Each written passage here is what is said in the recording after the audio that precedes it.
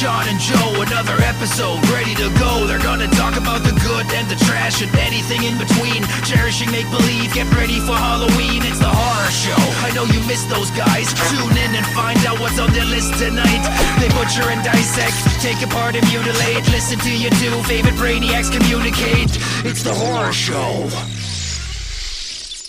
Hello everybody and welcome to the Horror Show. Show dissects, mutilates, dismembers, and butchers all of your favorite and not so favorite horror movies and other horror related events. I'm Sean. I'm Joe. Hello, Joe. What's going on, man? Nothing. We were just talking. We've both been drinking since about midday. So Indeed. Welcome to the jungle, baby. Hey, live show this Saturday, the 25th of Holy September. Shit. Yes. This week? Yes, it is. Oh, so we're going to do an episode on Sunday. We do not do an episode on Sunday. That's correct. Interesting. Yeah, so get a little loose, enjoy yourself, enjoy your Sunday off. It's nice to have a Sunday off. I sometimes I get nervous, but obviously no one has said anything to us except kind things. And I gotta give you credit, man.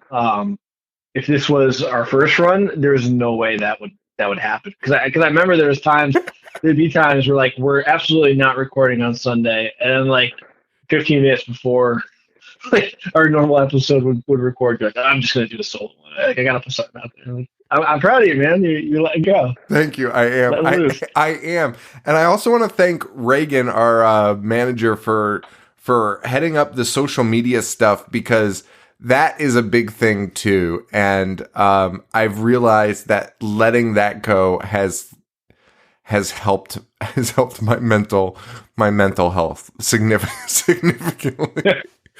Man, it's just good. If I was probably I'm not dismissing what she does, but if you add that on to the 3 hours we record, and then you got to worry about that all week on top of our jobs and kids and shit. Yeah, and you do all the editing and all that shit. It's just it just gets to a point where you're like, fuck. And and I probably could if I didn't get spoiled. And also shout out to I don't want to fuck up his name. Hang on one second. Because he was our original dude, and he put us on track to do this.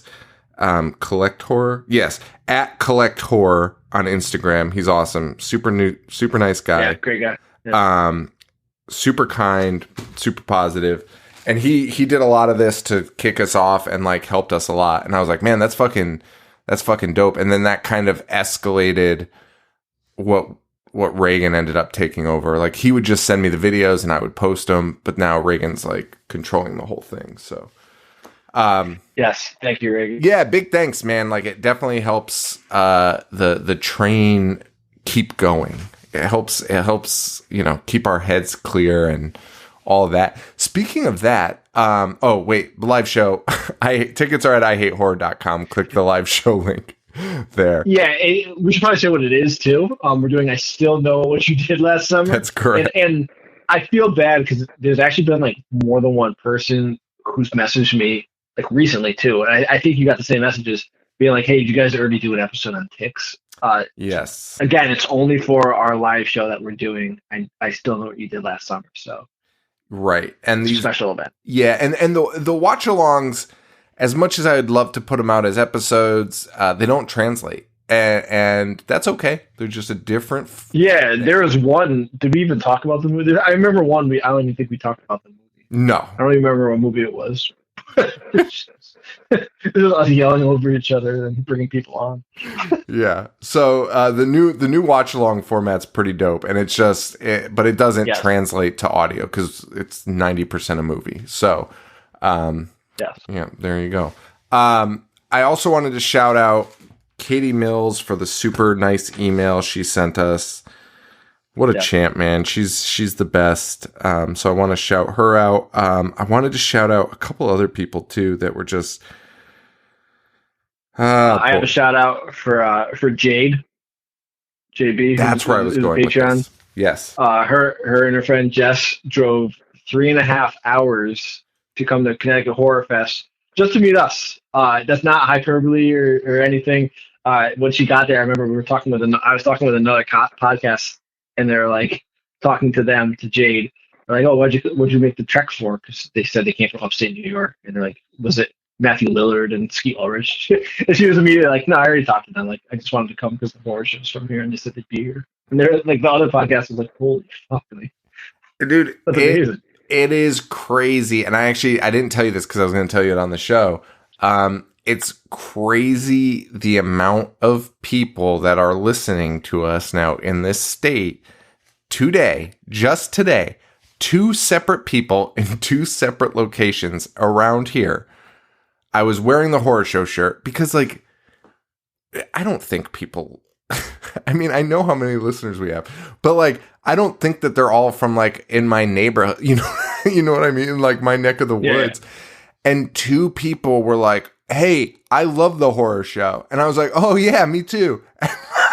Instead of being like, because like I'm messed up. So like, I mean, not that I know, they probably don't know what I look like, but it is fucking weird that they're like talking to me. And James was like, do they know that that's you? And I was like, I don't think so. Like, it's amazing. Yeah, it's fucking weird. But there must be something in the back of their head that's like, although I don't know if people like, I don't know if we're like famously from Connecticut. I think some people don't know where we're from.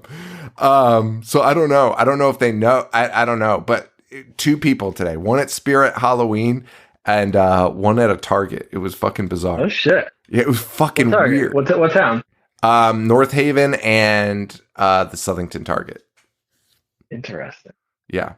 So it was fucking weird, man. It was really dude, wearing your own shirt is such a power move, and I literally do it.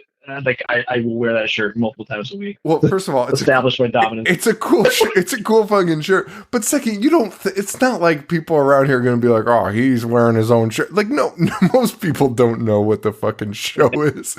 But so it is super weird when somebody like now I'm like, oh, I'm not trying to wear it to like have people say things to me. You know what I mean?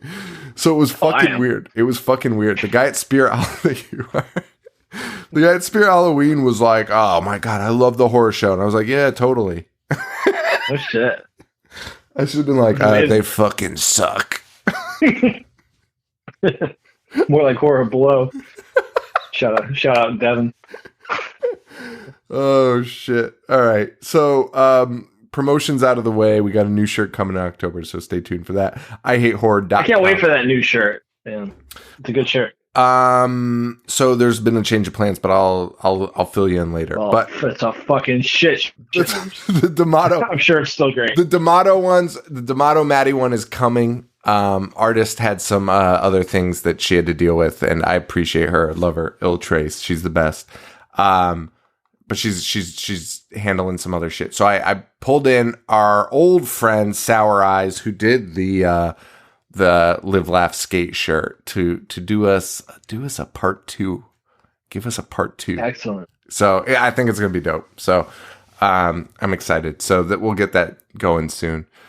Hey, remember when we talked about remaking Black Roses? Are they remaking Black Roses? No, but Jennifer's Body is basically the same fucking thing. What? It is. That's a stretch, man. There's a band. They turn people. It's a fucking stretch, man. I don't know. Jennifer's Body. We're talking about Jennifer's Body today. It's 2009. 2009. Have you seen it before? Never once did I even consider seeing it. And that is something that we need to discuss. What about you? Okay. No, this is my first time. Okay. Did you read into the history of this? It's kind of crazy. I'm going to say no. I read like some facts on it, but just like IMDb facts. I went into this massive hole about this movie because it was Diablo Cody's coming off of Juno. Right. But she was like, I'm the biggest horror movie fan. All I wanted to do was make a horror movie. So she makes this. And for whatever reason, not for whatever reason, it's because of Juno. She's like, this was the only movie anyone gave me creative control, like more than ever. And she's like, and after this, they definitely took it away. That's exactly what she said in an interview. It was great. Actually, if you look up her interview, she did like a reunion interview with Megan Fox for ET, Entertainment Tonight. Is that what ET stands for? Entertainment Tonight? Yeah. It does, yes. It's actually like a brutal, kind of a sad fucking reunion. It's not like a good one. And they both love the movie now. But like kind of like they were both like just shit on so badly for this movie. Do you think that's justified? Not at all. Not at all. Dude, when Jennifer's Body came out, I think I said this on the show before, because this has been like really requested to us, and I used to like hand write. Paul used to get so pissed because normally when people would like write anticipated movies, it'd be like 5, and I would write like 50 of them, and Paul would be like, "You're just listing every movie that's coming out." Just like, all right, relax, Paul. But like in 2009, I still have it. It's in my basement. It was like my most anticipated movie of the year, and I did not see it because it was just getting so shredded. Like everyone's like, "This is the fucking worst movie ever." Like this is the nail in the coffin for Megan Fox. Why? What the fuck are you talking about? Yeah, and how much of that? Well, okay, so there's a couple things this is what I wanted to kind of talk about. So let's talk about this before we get into the movie. So in February 2008, the script leaks while they're shooting, and it is absolutely ripped apart by some random online bullshit thing that got sued, and then that caused a huge issue. Megan Fox also, the same year that all of this is happening, is the year where she's like, fuck Michael Bay, he's a fucking asshole, and like all that bullshit, that huge fall. And then she gets like basically blacklisted. Interesting. Very, very interesting. Weird shit is going on. Also, by the way, its anniversary, it came out yesterday as we're recording this, September 18th, which was kind of cool.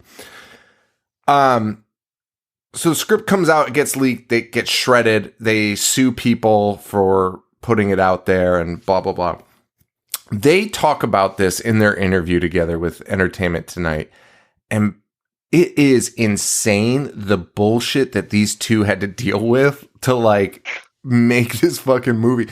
Like Megan Fox, like I've never really cared for her as an actress or anything, but I also never really cared about her for that matter. You know what I mean? Just kind of like, she's Megan Fox, like she's starlet, right? Like that was like the way I thought of it. Like who the fuck cares?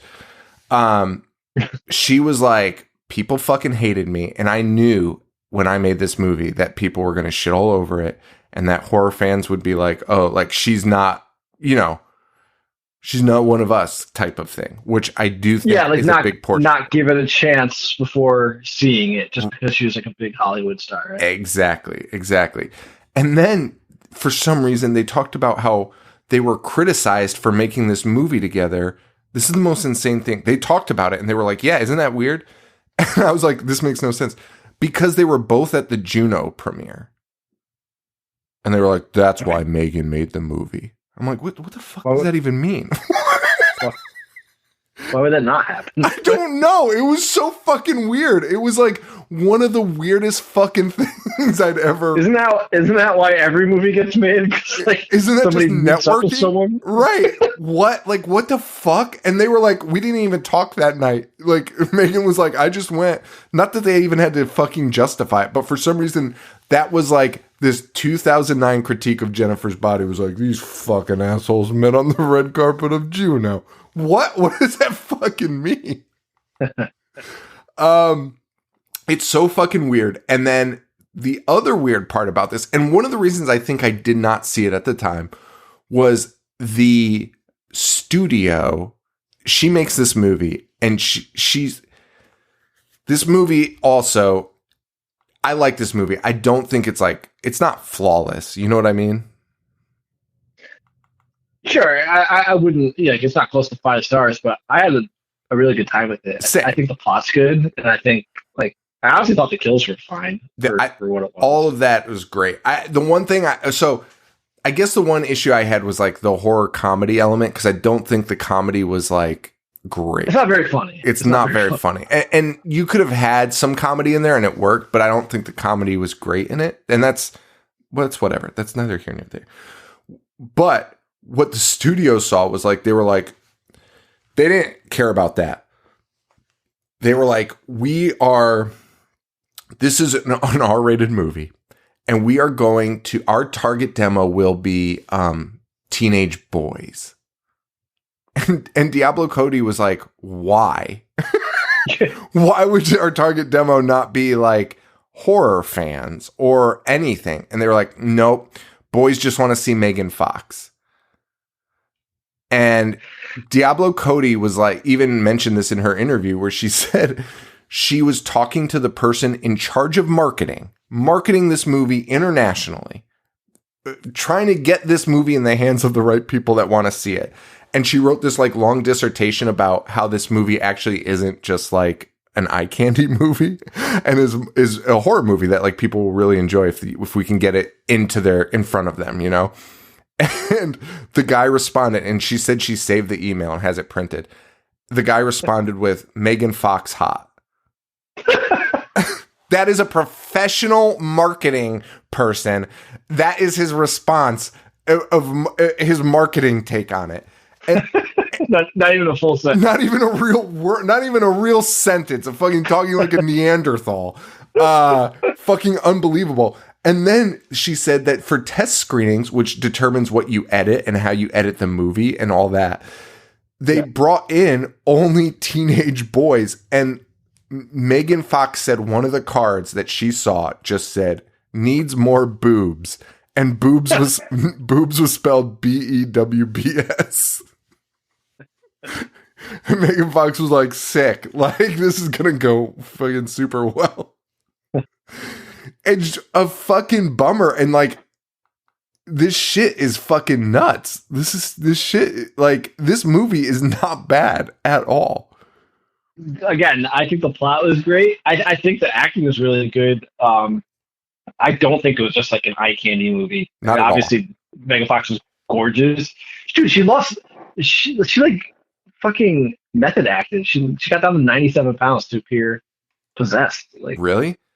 I thought she was great in this movie. And Hollywood market people are so fucking out of touch. Like, boobs are great, right? But if somebody told me that J.K. Simmons looked like that in this movie, I would have been the first fucking person in mind. J.K. Simmons was like a fucking maniac. I would have bought the ticket the opening night. For sure. I'm so excited to talk about that. Look at J.K. Simmons with the fucking curliest, biggest head of hair I've ever seen. He looks like Jerry Springer. He has a fucking hook for a hand. Honestly, if somebody pitched that to me in those exact words, that's all I need to hear. Like, these Hollywood bozos know what the fuck they're talking about. No. And like, oh my God, it's so fucking weird. It's so fucking weird to even, and here's what also I think hurt it was I don't remember entirely, but I do feel like when I saw it, I was like, this is for like teenagers. Like, this is like a teen kid thing. You know what I mean? Like, I was like, this isn't going to be anything great. Like, it's just going to be whatever. Megan Fox in it seems directed at kids. It shouldn't have been. It's R-rated. That's a great point because I'm thinking about when it came out.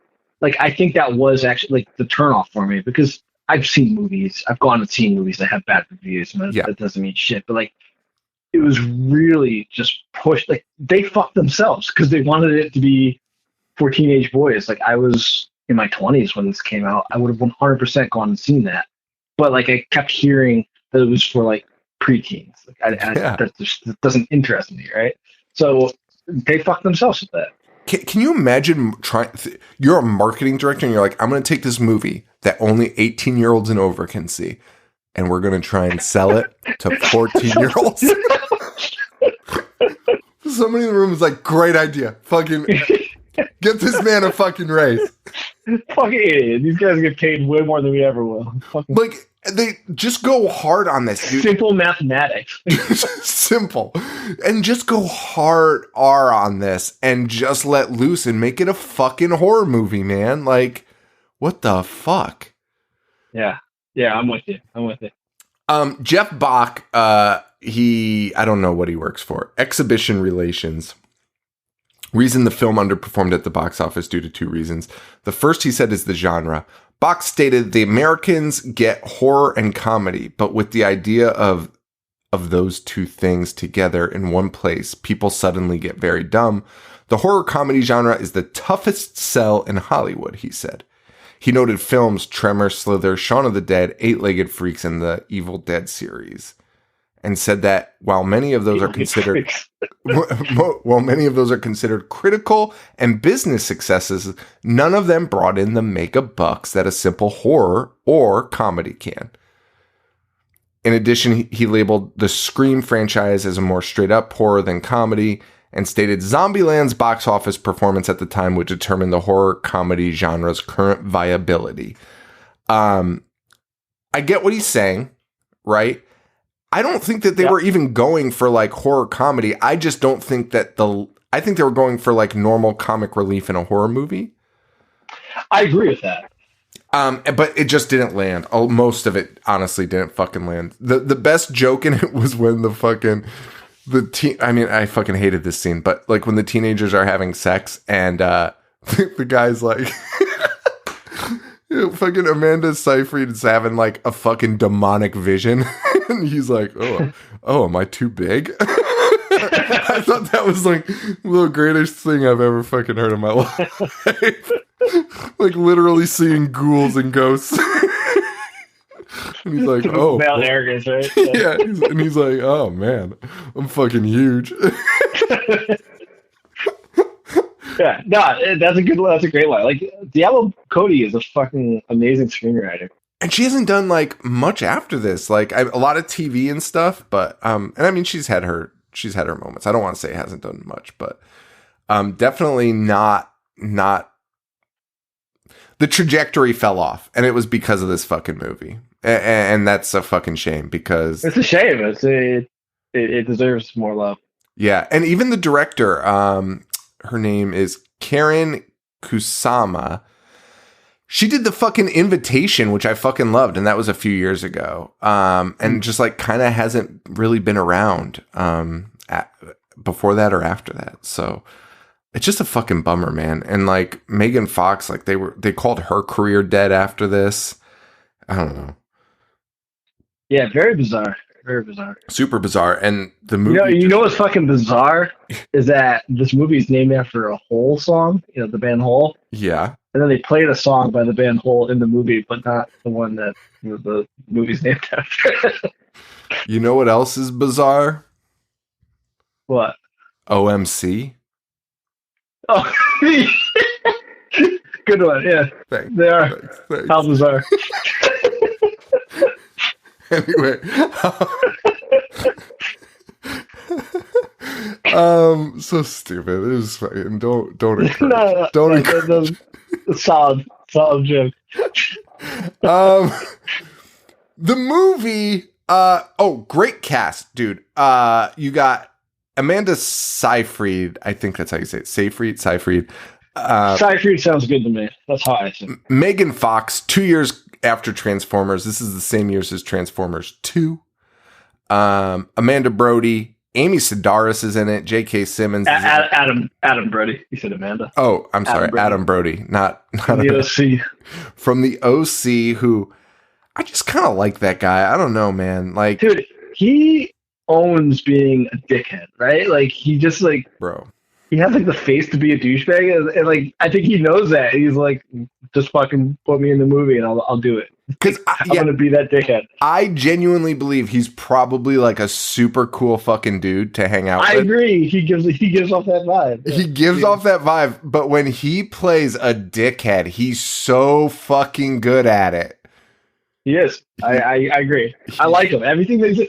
Even that movie that came out last year. I know. Ready or Not. No. Oh, Promising Young Woman.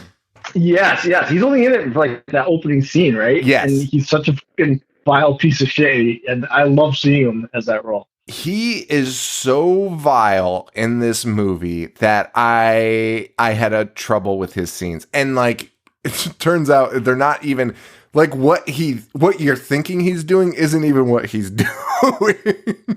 But you're like, oh, I fucking hate this guy so much. Yeah, yeah. I hate him. He nails that role. Like, I love when people make you want to hate them. Not even the characters, just make you want to hate them because they play that character so convincingly. He's also done, like, he was in fucking Yoga Hosers. Like, yeah, he's a genre fan. Yeah, he picks up like the weirdest fucking roles. What was his name in Yoga? Oh, Ichabod. His name was fucking Ichabod. And I think he's also a piece of shit. Can we get Adam Brody on the show? Yeah. I don't think it doesn't seem that hard. I mean, he seems like a really good guy, but also seems like he'll do just about whatever. I mean, we never get anybody on our show. But I feel like Adam Brody would be the perfect. I agree. I think he'd be a lot of fun. He seems like a super nice guy, but he's in it. You got J.K. Simmons. You got a young Chris Pratt. Chris Pratt, another OC alum. And you got Lance Henriksen. Sorry, I was so drunk. Lance Henriksen showing up randomly for one scene. Yes. Which I feel like was like a little tip of the hat to the genre. I don't know. Why would you hire Lance to do that? Maybe he's just walking around shirtless, looking for that pumpkin head. Yeah, and they were like, look at that big old piece of leather walking down the street. That tanned hide walking down the street. Wandering around the fucking studio. Hanging up, drying out in the rafters, being dehydrated in the rafters. Oh my god, he looks great though in this movie. Fucking, he does. 11 years ago, but movie was shot in 2008. It was supposed to be shot in 2007, but the writer's strike stopped it. Remember the writer's strike? That was kind of crazy. I do. Weird, yeah. Because remember that was like devastating TV shows. TV. A lot of those TV shows were like at their height, and they're like, well, we don't have anyone to write our next season, so. And that's where all those fucking shitty fucking. Well, no, I shouldn't say shitty, but like those fucking absurd shows came from. That's when they brought back fucking Gladiators, American Gladiators. They brought back. That's like when Wiped Out and all those fucking shows came out because you don't need writers for. Just throw a bunch of bozos out there and I'm like, yeah, here's some fuck. You'll probably break your neck. Here, good luck. Yeah, sign the waiver and best of luck. Best of luck. Don't diarrhea. What was that most recent show that they were trying to do? It was like a giant water slide show, and the guy fucking diarrheaed all over the side. They shut down production and then canceled the whole show. Because one guy had diarrhea in the pool, it fucking ruined the whole show. Was it like the Splash or something like that? It was like something like that, but they shut the whole fucking production down because some guy fucking diarrheaed in it. Imagine, dude, because like some company put millions of dollars into it, and some guy fucking diarrheas, and they're like, just. I have the worst. I have you know damn well. I have like the worst gastro problems, perhaps of all time. How are you gonna fucking shit your pants? You have just load up on Imodium before you do the show. Are you fucking kidding me, guy? Shit your pants on the one water slide you have to go down on national TV.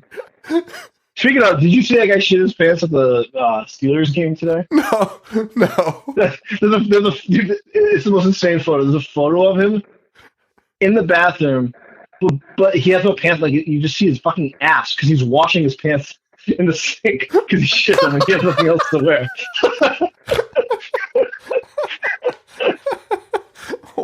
What, dude? I'm so thankful COVID is. It's still here, very much still here. But I'm so glad we're hopefully approaching the tail end of this. We're back to normal. You see fucking people shit their pants in public. Yeah. Fucking the bathroom video shots from football games of people doing the most depraved shit you've ever seen in your life. God bless. So glad that's there. All right, so.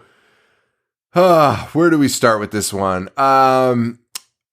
Amanda Seyfried plays Anita, who they nickname Needy. She's in a mental facility, if you will. I don't know what to call them. And the movie is a whole flashback, kind of ish narrated by Needy. She really only narrates the beginning, and then kind of the movie just takes over. Yep. Like it. I was already like, okay, like this format. I do. And that mental facility way better than the one in the new Halloween movie. it was way more realistic, but it had like the same like hopscotch outline that the people had to stand there. Oh, did it? I was just about to make that joke that I was about to say, oh, you mean there wasn't a fucking chessboard where people were chained to rocks outside? There was, but it was like how it should be, like a boundary setter and not people just like howling at the moon. Michael, remember this? What a fucking nightmare. We're doing that for the show, right? The new movie? The new one, yeah. That's interesting. The movie takes place in Devil's Kettle, which is named after a waterfall that falls into an endless fucking hole. Now, did you Google Devil's Kettle, Joe? I did not. It's fucking real. Huh. There's a fucking hole that no one knows where it fucking goes, Joe. You throw something into it and it goes away. Someone knows. Someone fucking knows. You Google it, the first thing that comes up is, and this is only a couple years ago, scientists figure out mystery of Devil's Kettle. So I clicked it and I was like, of course it got figured out. It's 2021. Joe, they haven't fucking figured it out. It's a fucking theory. It's a fucking theory. They still don't know. They're just like, well, we think it's it. Everyone's settled. Because you know how scientists always try to take the piss out of cool shit. It's just them trying to take the piss out of Devil's Kettle. They're like, settle down. It probably goes to the ocean. I'm reading it now. It flows underground and then emerges somewhere under Lake Superior. But it's still a theory. They don't fully know that yet. Yeah, it says most common theory. Yes. So you don't fucking know. They have no idea. Joe, fucking most incredible thing I've ever read. And I'd also just read, I think it was something else we were watching. Oh, yeah, it was fucking Malignant. That fucking underground city in Seattle. That's real shit, too. That's crazy. Joe, there's a city that burned down and flooded, and they were like, you know what? Let's just build on top of it. So they built a street over it. Not even a street. It's more than a street. It's like the center of town is built over another city. One story above the other city, and they just left the other city down there. Man, the fucking old days were the fucking best, man. They were just so fucking nuts. That's so the craziest shit I've ever heard.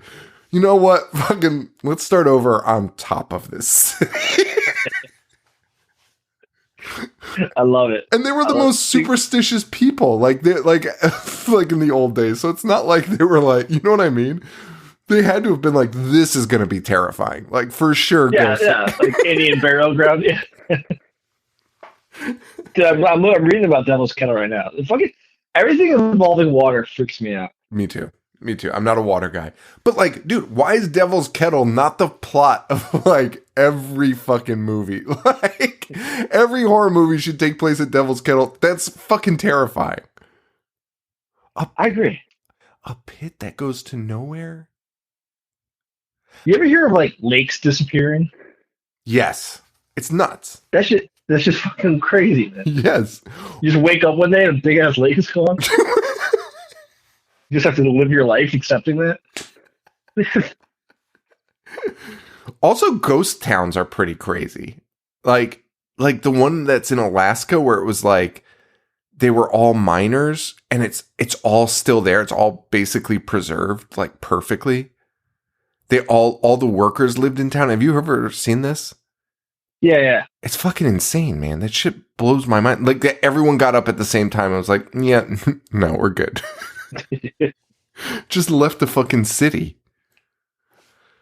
Yeah, maybe there's like a health breach or something. Yeah. Anyway, do we have a movie to talk about? We're 40 minutes into the fucking episode. I was just thinking that too. Talking about lakes disappearing. Hey, you ever hear of a lake disappearing?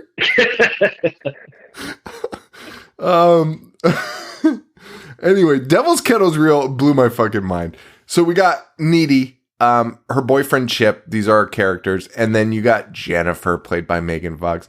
Chip is the most childish looking human being I've ever seen. You don't know whether he's 6 or 12. but he's somewhere in that range. He's very young. He's very youthful looking.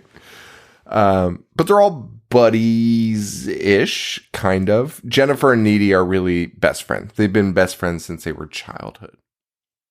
Yep. Also, she's not a cheerleader. She motherfucking color guard, yo. She swinging them flags.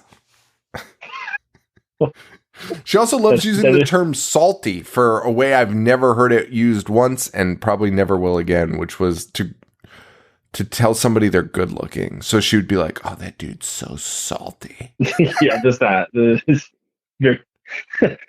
The gross misunderstanding of what that word. Yeah, so, and appreciate you, Diablo Cody, you're tight, but like, no, nix that line. Salty's not a fucking thing. And I feel like she kind of did that shit in Juno too. I don't remember Juno entirely. There's a hamburger phone.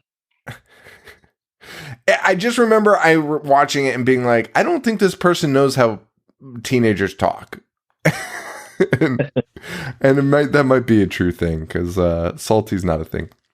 Anyway, Megan Fox wants to go to a bar to see a band. The Black Roses. Yes. She wants to go see the Black Roses. And now they're called what? Low Shoulder? Low Shoulder, yeah, something like that. The bar is filled with older men. And then Chris Pratt, who looks like a baby. Also, Chris Pratt goes on he's a police officer.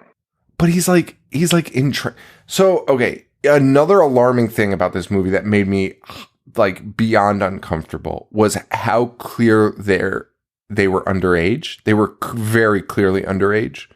Not even like, and like Megan Fox was in her 20s when this was filmed. The other kids definitely not. Like they all look like babies. But the amount of interactions Megan Fox has, and I think that might be part of the point of this movie, but like it was uncomfortable to watch, was these older dudes that were like into Megan Fox. Yeah, Chris Pratt's character did. I mean, I'm sure that was the point of it, but he's way older and very clearly having sexual relations with Megan Fox. So. Yeah, not good. Not a good thing. Not a good thing at all. And Adam Brody is, fucking ancient compared to her, and just like, I mean, he probably isn't. Maybe he is. Yeah, I was gonna say, how old is he compared to her? Wait, why does he look so much older than her? It's actually insane. Adam Brody. Adam Brody is 41, and Megan Fox is a year below us, so not that big of a difference. So 35. It's 6 years. Yeah. Yep. So, Chris Pratt will go on to play, what's his name, in Parks and Rec the year after this. Oh, wait. Andy? Was that his name? No, I'm sorry. It's months later he debuts in as Andy in Parks and Rec. But doesn't he look young and small in this? And season 1 of Parks and Rec, he's like, I don't want to call him fat, but like, no, dude. Yes, he's husky. He's like the husky loser in Parks and Rec. Because I remember when he was in the Marvel movie, I'm like, oh my god, he got like shredded. Right. But in this movie, he's, it wouldn't be like that far of a leap. No, he's the closest to his Marvel physique in this movie than any other time. I'm so glad you said that, 'cause I was thinking the same fucking thing. Like, I remember him, because I remember, like, I distinctly remember being like, holy shit, this is the same guy, like, in the Guardians that's in Park and Rec. Right. It was crazy. And he even said how hard it was to, like, get to that physique. But, like, it clearly, I don't know. It clearly wasn't. Because I'm just trying to figure out how his doctor must have had a talk with him, because, dude, like, this is like, even if this was filmed in 2008, when was Parks and Rec filmed? Yeah. To debut in 2000. So, like, in a year, Chris Pratt put on all... Poor Chris Pratt. Like, his doctor must have been alarmed. My doctor, fucking asshole, gives me shit constantly about my goddamn fucking weight.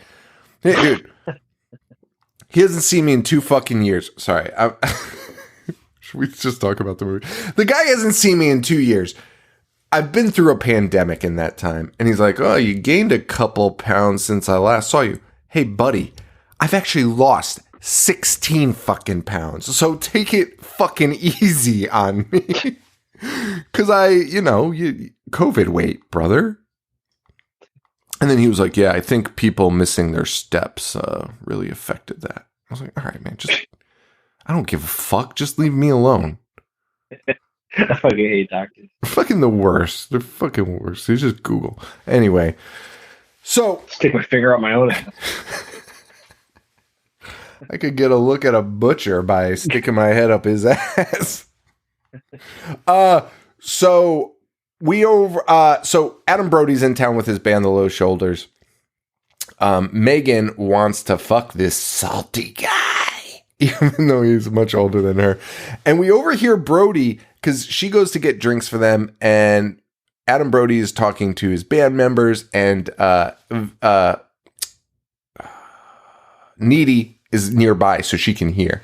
And she hears Brody talking about how Jennifer's a virgin and how that's perfect.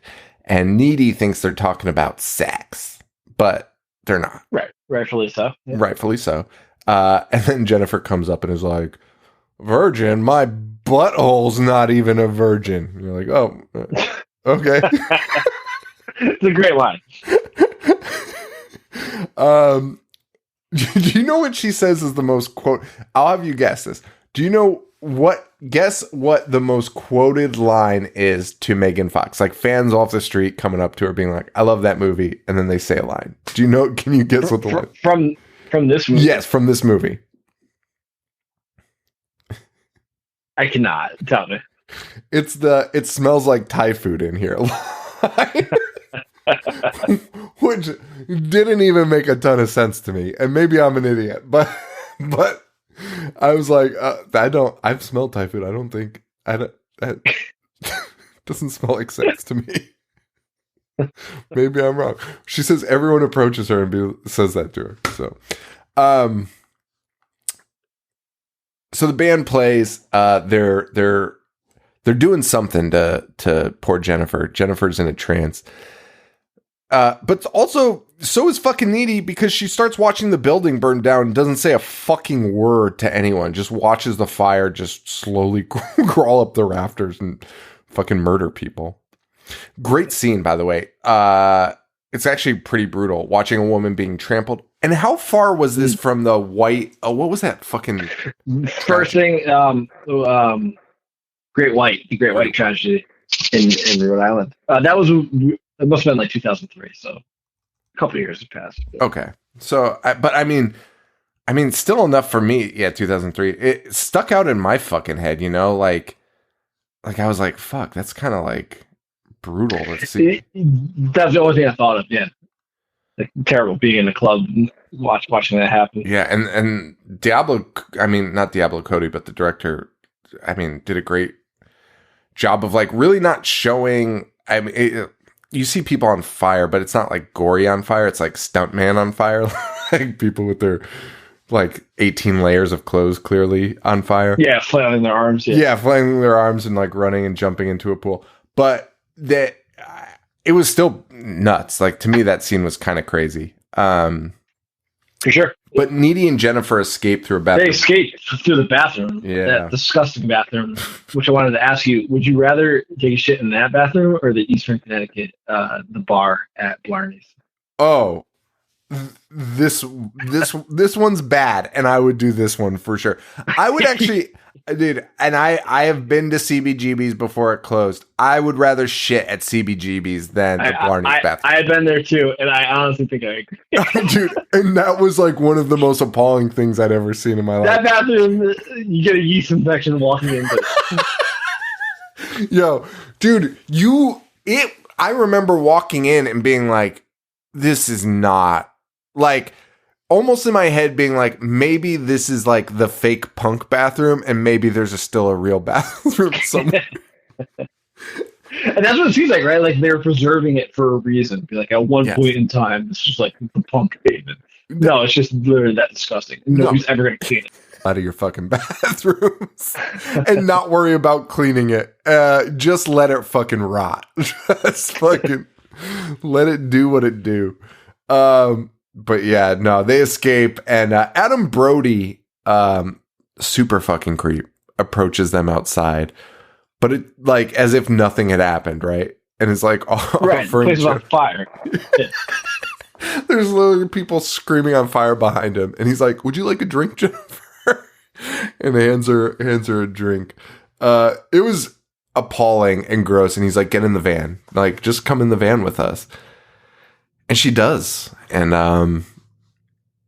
that's a sad scene. Like, there's some scenes, like, I don't want to say like they were like emotional, but like you're just like they let you feel things which you don't always feel in a movie. Like that one was like, oh, that's not good. Like, there's very rarely in a horror movie where you're like, something really bad's gonna happen here, and you actually like feel it in your gut. Like, and this was one of them. So you know, yeah, it works. Needy goes home, calls her boyfriend, who's like, fuck Jennifer, which is kind of a weird approach. Then a ring at the doorbell. Needy goes downstairs. Tense few scenes of fucking nothing happening. And then Jennifer is in the fucking house covered in blood. Yes. What'd you think of that? I liked it, and I liked even more so the bile that she just constantly spitting up and spewing all over shit. That dude, I was just not what you're expecting out of this movie based on the way they fucking marketed it, right? Like, right. You could have marketed this as pure horror, and everyone would have seen it. I feel like everybody would have come out for it. Like, dude, if you put that in the fucking trailer, like her fucking vomiting black shit all over someone, there was no reason to believe that Megan Fox would be doing that, right? No, like at any point in time. No, dude. Even the cover of the fucking movie is like the most fucking generic high school bullshit. It's like it's just a close up of Jennifer, who, I mean, she is the star, but like Amanda Seyfried's the fucking hero. Jennifer's body, I gotta pull it up, because isn't she just like sitting on a fucking desk? Like, I guess it depends which one. I feel like the first one was a white. Yeah, she's sitting on like a Dude. Yeah, she is sitting on a desk. There's like a hand sticking.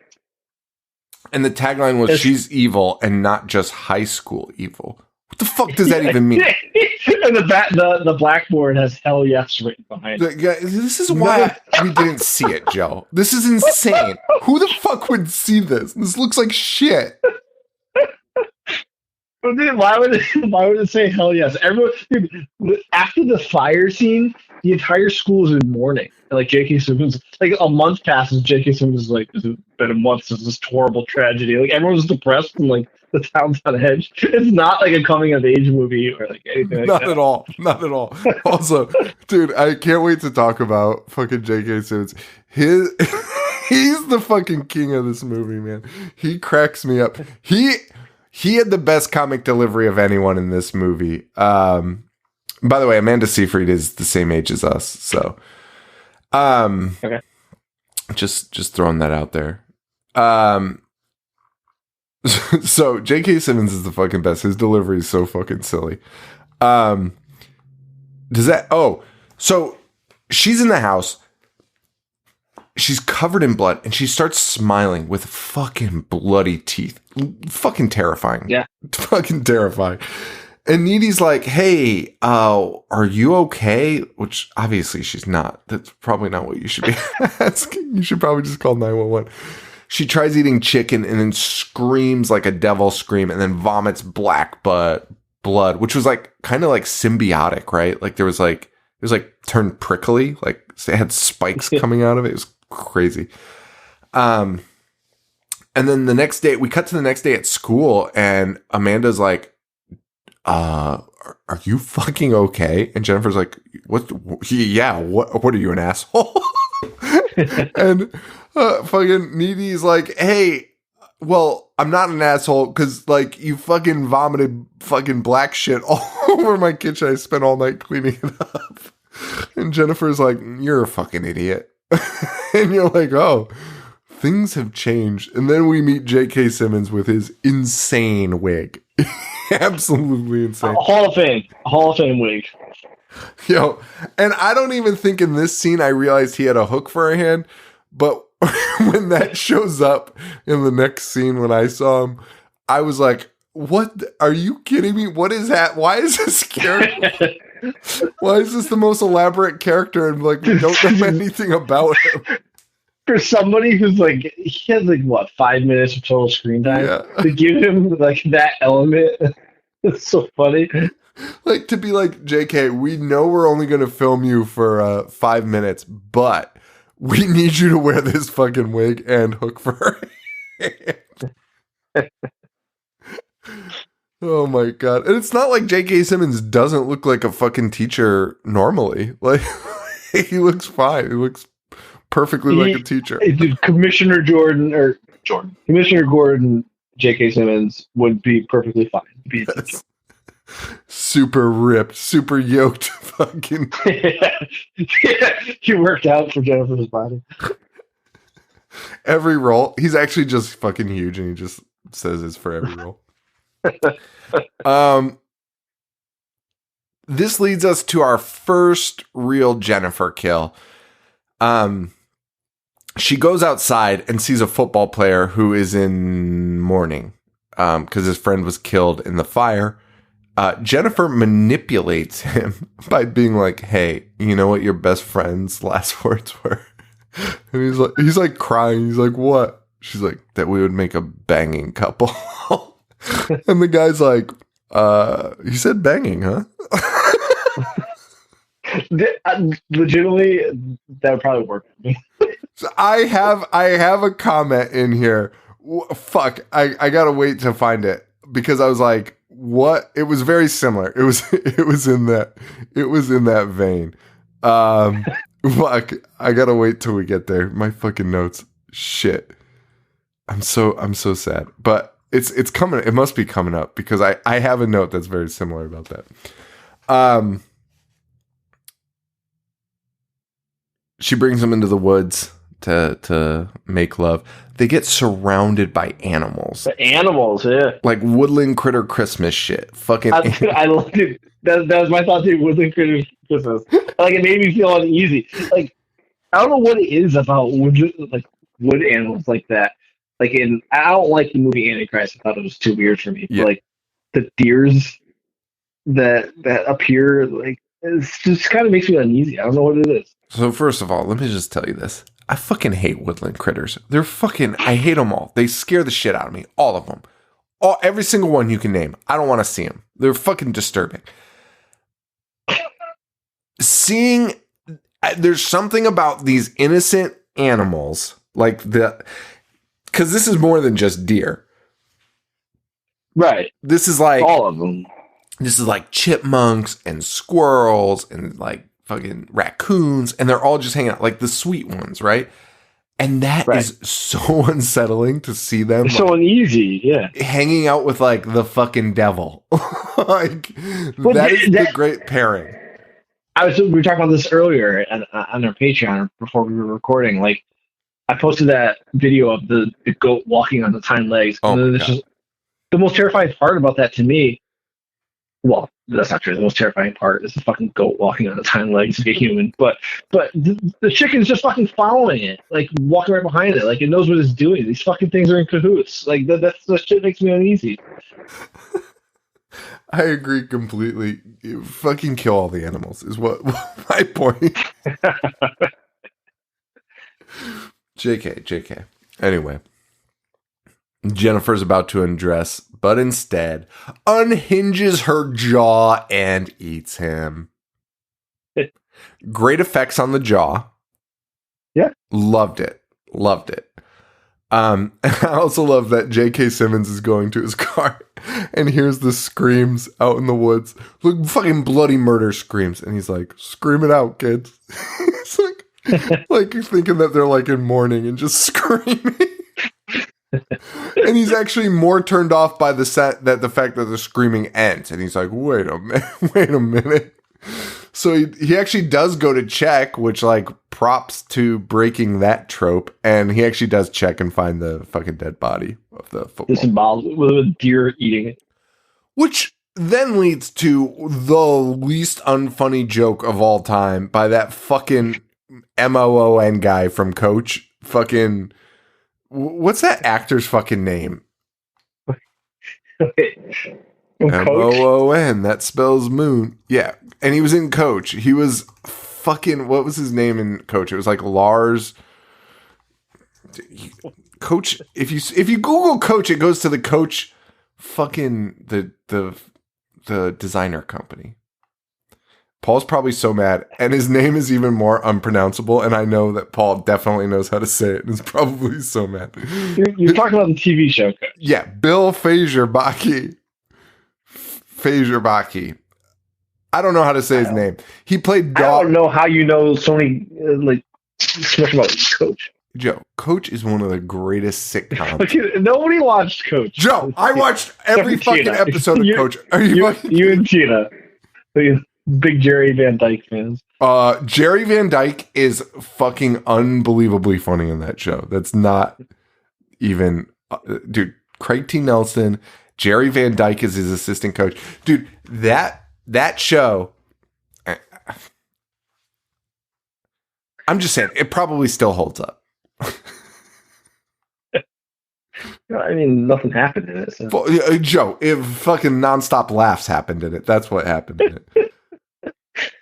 Anyway, this guy's the dad of the kid that just got killed, and he makes 100 jokes about fucking testicles that are just like completely unfunny. Being like, "I'll grab you by the nuts and cut them off." You're like, all right.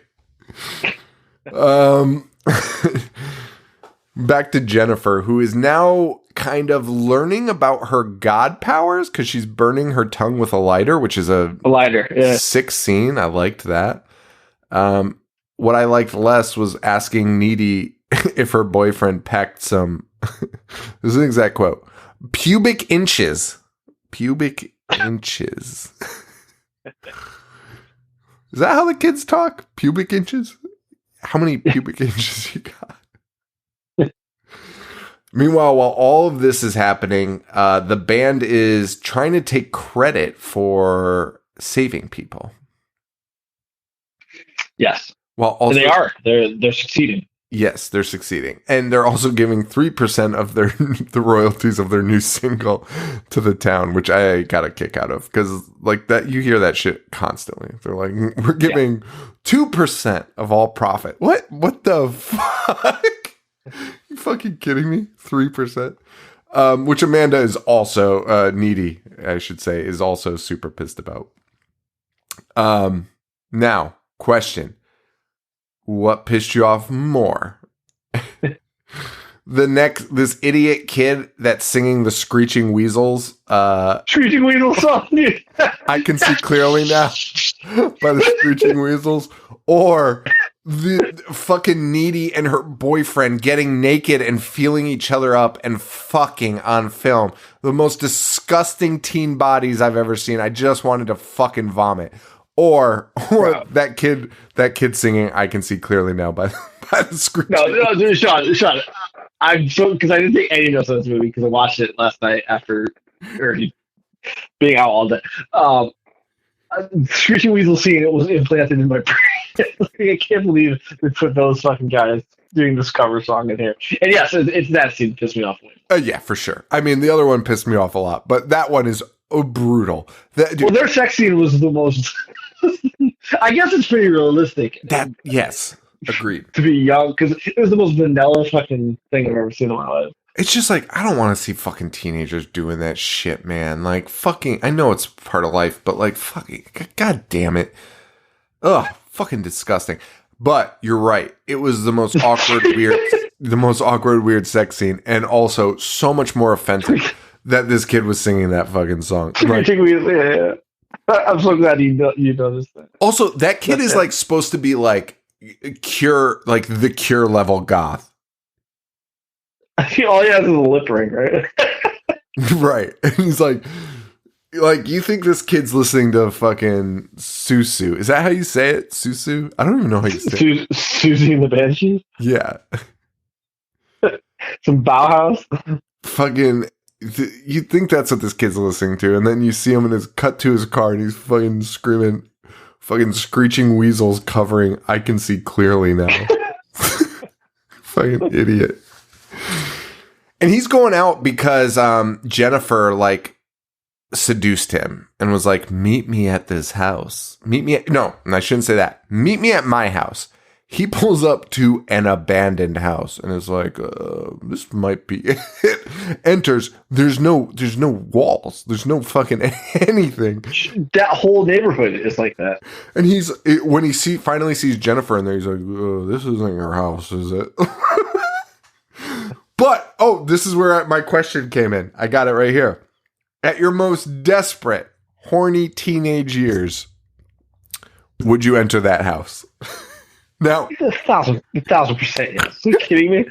And remember, wait, before your final answer, remember, kids are being eviscerated in this town lately by what they think is like a killer on the loose, which I mean, I guess is true.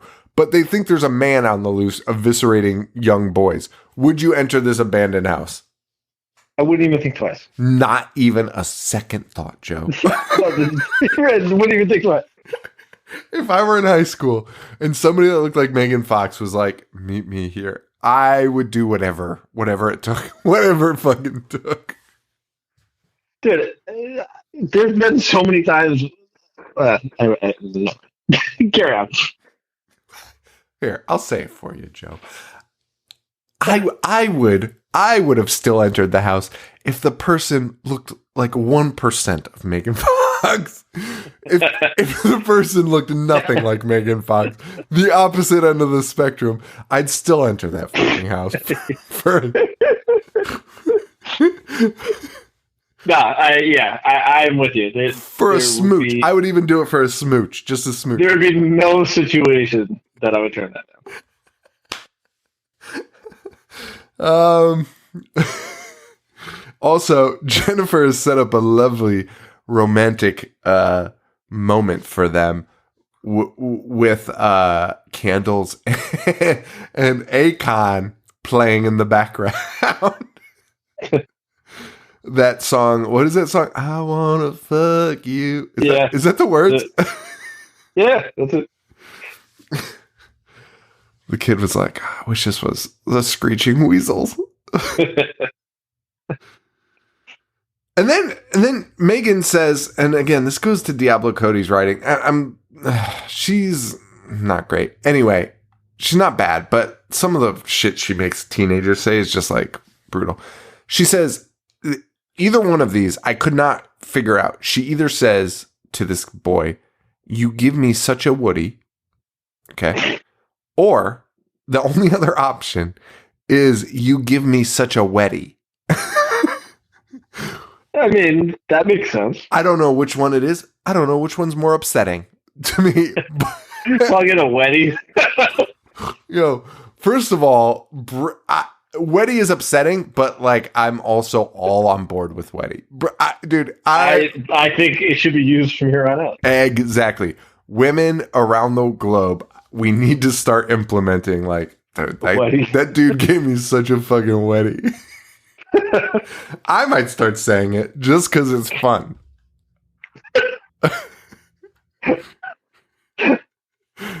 Oh my god. Meanwhile, Needy is watching her boyfriend put on a condom like it's the most fascinating thing she's ever seen. Fucking the way that she was acting in that scene is like the hardest she's acting in the entire movie. Really? Fucking incredible. Now act like act like you're like I don't even know what they would have prompted her, like more facial expression, because her eyebrows are like whoa. Also, if somebody was looking at me put on a condom, I'd be like, can you please not? Like, she's lifting up the covers and staring. I'd be like, do not do that. Like, don't look at it while it's getting dressed. Like, what are you doing? It's rude. Anyway. Yeah, man. Also, taking way too long to put on. Kids. Yeah, I mean, the scene is seconds, but that's still too long. It takes. Yeah, dude, it's not. I mean, yeah, it's seconds, but it's like it's 30 seconds of staring at way too long. Yeah, no, it's roll it on. Yeah, maybe that's what your face is. She's like, this kid doesn't know how to put on a fucking condom. that would make more sense. It's not interest, it's more like alarming. Like, what oh my God, what am I getting myself into? Yeah, this guy has no idea what he's doing. This is terrifying. I'm now terrified. I thought I was in good hands. I'm not. Back at the other house, Jennifer murders that boy. I forget his name. Clinton. Cliff something. Also snaps his fucking hands in half. It was amazing. Yeah, that was great. Not as good as the best scene in the movie, which is Jennifer scooping his blood out like soup with her cupped hands, like a caveman at a river drinking water. Doing this in this boy's stomach, just pulling out the blood and drinking it. Yeah, vile. That was fucking the dopest shit. That was crazy. That was crazy. That was on some Malignant shit. You know what I'm saying? Malignant's the standard. Check out our Patreon. Talk about Malignant. I fucking love it. Anyway. Don't check out our Patreon. There's the summary.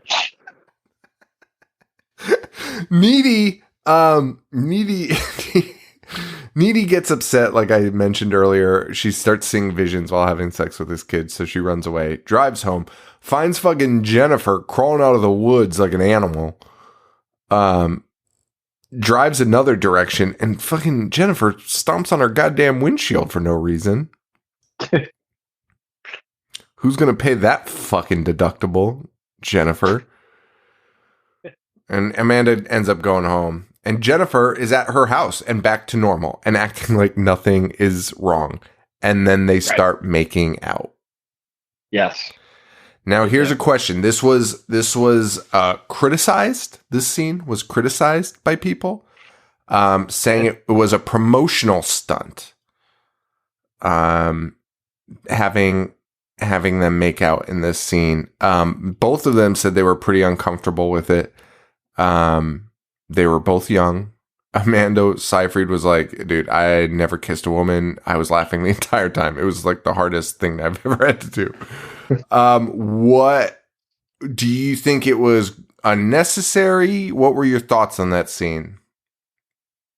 I was pretty indifferent to it. I didn't really give it any thought. I mean, they had like chemistry, so I didn't think it was like they go way back and like they're exploring themselves sexually. I mean, honestly, I didn't think much of it at all. I didn't think anything of it either. I think anyone that thought that was fucking controversial should be fucking strung up. Especially in 2009. Like, what the fuck are you talking about? The one thing that did bother me was the fucking revolting close up of their tongues, which I don't care whose fucking tongue it is.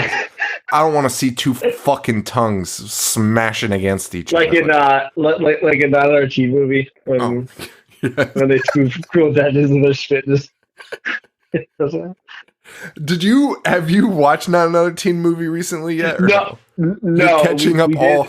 Sorry, we're doing all of them. So we did 10 Things I Hate About You, Issues, all that, and then we're gonna do Varsity Blues, Cruel Intentions, and the American Pie movies, and then. You're going to watch all the American Pie movies?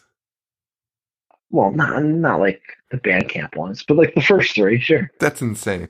So I recently reconnected with my first girlfriend ever from high school.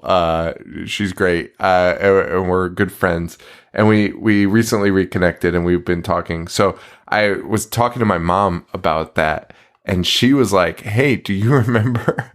When I took you guys to see American Pie in the theater because we couldn't get in, and I was like, oh, no, I don't remember that at all. And she was like, it was the most horrifying shit that I've ever had to deal with you.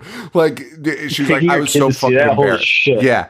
She was like, I was so fucking embarrassed. But that movie was such a fucking, like, I don't know what the word to say is.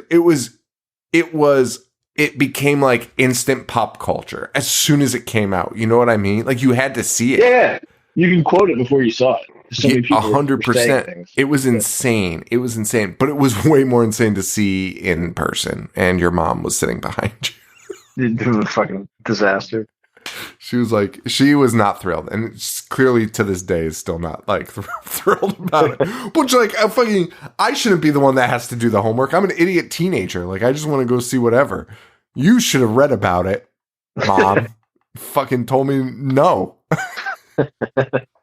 Absolutely not. You fucking maniac. Anyway, we get a flashback to what happened with Jennifer and the band now. Yeah. After which I want to ask you, which I'm jumping ahead, which you would have just explained it anyways. What's more ridiculous, the Screeching Weasel song or them sacrificing a virgin to Satan while singing Tommy Two-Tone? Yeah. It's absolutely fucking 8675309. I've never seen a more ridiculous scene in my fucking life. all things to like chant or sing. That's the song you do. To sacrifice a virgin. And dude, I fucking loved it. I honestly loved it. And dude, they start singing it right before they sacrifice her, and you're like, okay, like they're just doing this because they're like having like a weird moment, like Adam Brody like starts singing it, right? Like, and it's kind of like silly, and you're like, oh, okay, he'll stop singing it. As she's fading out, bleeding out, dying, they continue to sing it. They continue to sing it. Because her name's Jenny, right? So, right.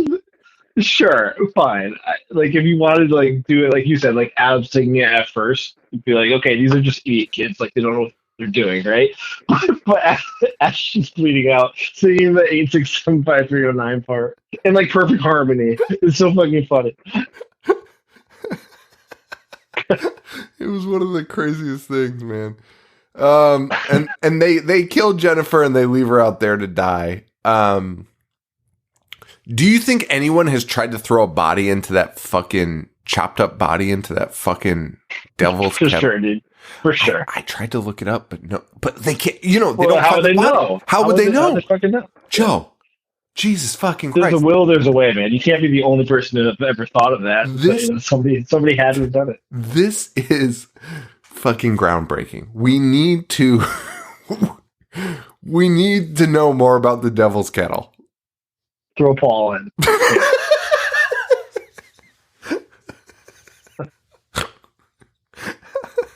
That would be amazing. That would be fucking amazing. And I'm also surprised that the Devil's Kettle wasn't. I thought for sure, because like they hype up the Devil's Kettle at the beginning of the movie. I thought that was going to be kind of the reason that Jennifer. Yeah, a plot device. It's not at all. Well, no, it's definitely not a plot device, but it kind of comes into play later.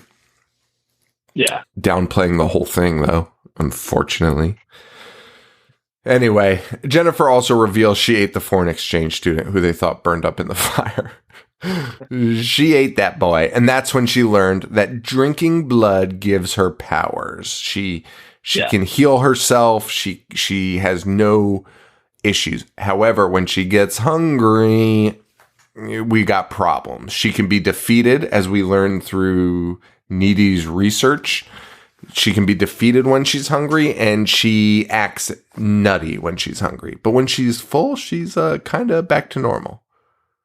As is life, right? Yeah. That's how I am. Yeah.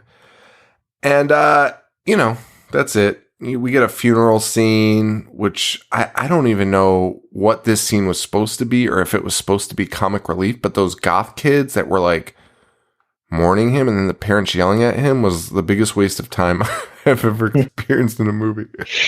Needy breaks up with her boyfriend, and it looks like the formal is going to be the stage for our big finale here because they're all going to the formal, but Needy has broken it off with Chipper. Yeah.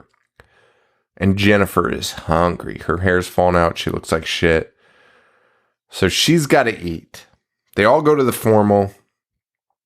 Except Jennifer gets Chipper out in the woods. Kind of fibs to him a little bit. A little bit of fib in there. Just saying that, Needy. I don't even know what she said. Oh, Needy was banging the goth guy. Mm-hmm.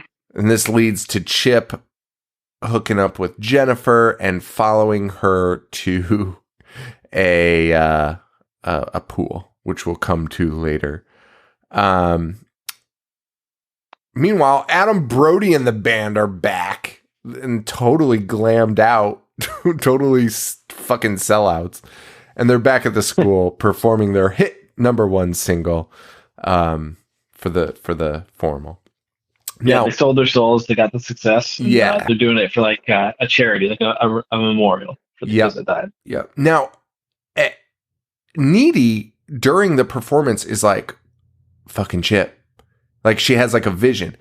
Is that because she kissed the finger prick on the playground? I feel like, because why is she having visions? I think that's what it's supposed to be. Like she has some type of connection with Jennifer.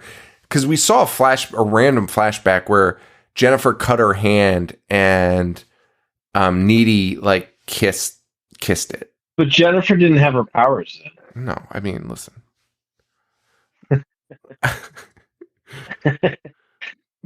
I honestly don't know. I don't know. Somebody knows. Needy has visions. I think that's probably what it is. It's fantasy. You can do whatever you want. I didn't think twice about it. I just accepted I mean, it. Yeah? we don't even know why Jennifer's still alive. Why is Jennifer still alive? Oh, because she wasn't really a virgin. She explains that at the end. Oh, I was just about to guess that. Yeah, that makes sense. Because I was about to be like, why didn't that ever come into play?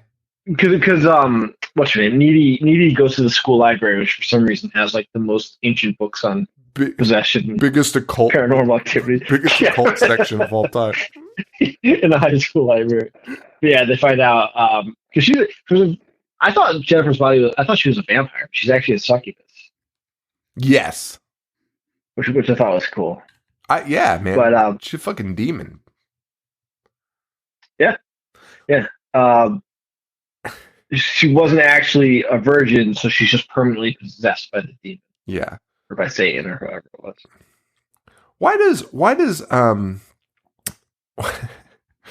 Why does Kodak Black say demon semen in his songs? Have you seen what he looks like? Not very intelligent. I'm a demon semen.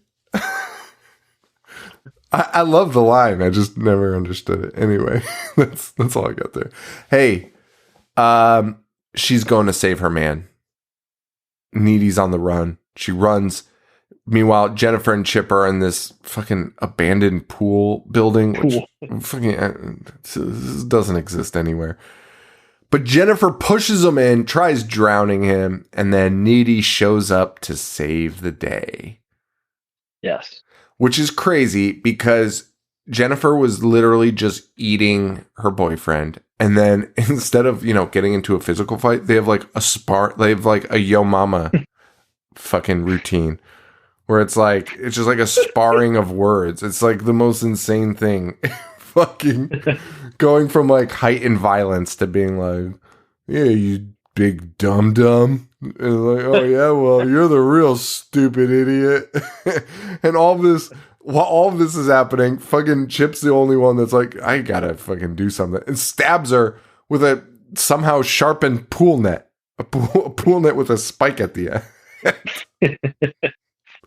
Thank God. Thank God they make them like that. And you think that might be the end, but then Jennifer pulls it out and is like, all right, I gotta go. And just fucking leaves through a window. Leaves and then Chip dies. And Chip dies. That was like my favorite thing. I was like, wait. I was like, oh, they killed Jennifer. Chip will live. Nope. Jennifer pulls it out and is like, ugh, I gotta go. And just fucking bounces. No one even tries to stop her. She's just like, meh. And then Chip fucking passes. R.I.P. Chip.